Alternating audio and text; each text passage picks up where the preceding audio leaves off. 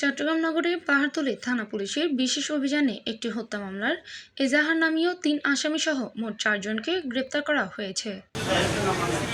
গ্রেপ্তাররা হলেন মোহাম্মদ সৈকত, মোহাম্মদ নাজমুল হুদা রিয়াজ, মোহাম্মদ মহসিন এবং তদন্তপ্রাপ্ত সন্দেহভাজন মোহাম্মদ রেদওয়ান হোসেন বিজয়। পুলিশ সূত্রে জানা যায়, গত ২৬শে ফেব্রুয়ারি সন্ধ্যার আনুমানিক ৭টা ৪০ মিনিটে নগরীর এস্টেক ফ্যাক্টরির সামনে পাওনা টাকা সংক্রান্ত বিরোধের জেরে সংঘর্ষের সূত্রপাত হয়। পুলিশ জানায়, গ্রেপ্তারকৃতদের প্রাথমিক জিজ্ঞাসাবাদে ঘটনার সঙ্গে সংশ্লিষ্টতার তথ্য পাওয়া গেছে। ধৃত ২ নম্বর আসামি মোহাম্মদ সৈকতের বিরুদ্ধে একাধিক মামলা রয়েছে বলেও নিশ্চিত করেছে পুলিশ। 50-এ আমাদের যে বিটাক এস্টেক ফ্যাক্টরি আছে, ওখানে বিটাকের মধ্যে সামনে ওই জায়গায় একটা হত্যাকাণ্ড ঘটে। আকাশ ঘোষ নামের ২৬ বছর বয়স্ক একজনকে ছুরিকাঘাতে হত্যা করা হয়।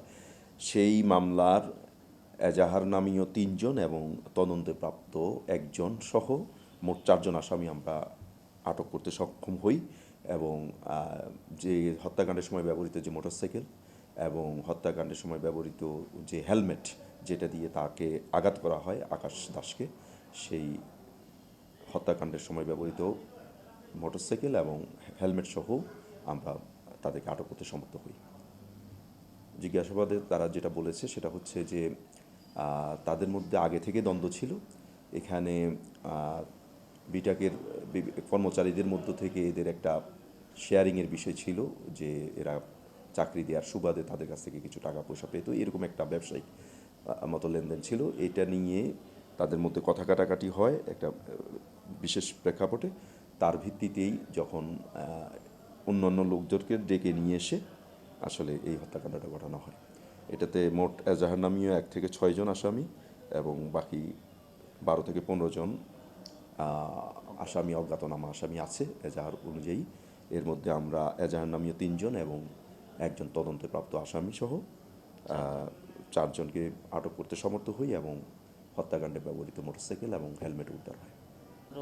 ছিল যে যাতে যারা মূল অপরাধী তাদেরকে যাতে আমরা শনাক্ত করি, নিরপরাধী যাতে না হয়।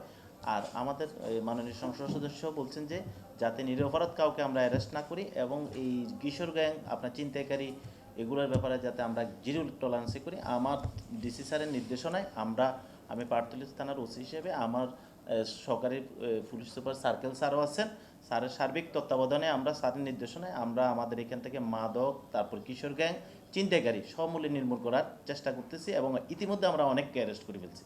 এই ঘটনায় দায়েরকৃত হত্যা মামলার তদন্ত অব্যাহত রয়েছে। পলাতক আসামিদের গ্রেপ্তারের লক্ষ্য অভিযান চলমান রয়েছে বলে জানিয়েছে থানা। Desk news, PIB ৭১ TV, Chittagong.